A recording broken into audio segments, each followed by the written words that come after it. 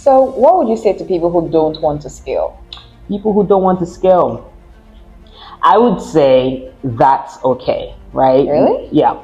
Not everyone wants to scale. Some people just want to sustain.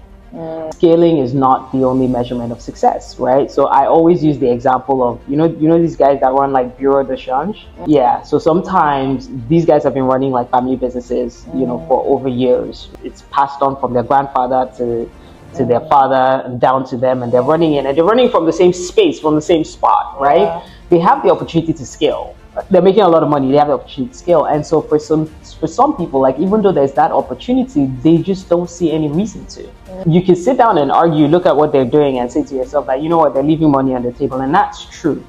But the way I see these things is like, if they don't care, does it matter? If they don't care about that money that they're leaving on the table, you're bothered about it, but they're not, right? It doesn't really matter. And so I think that not every vision needs to be franchised or grown. Some visions just need to be nurtured and not necessarily expanded. As long as, the carrier of that vision, right, is operating from a place of joy and peace and sustainability, then they're successful as well, right?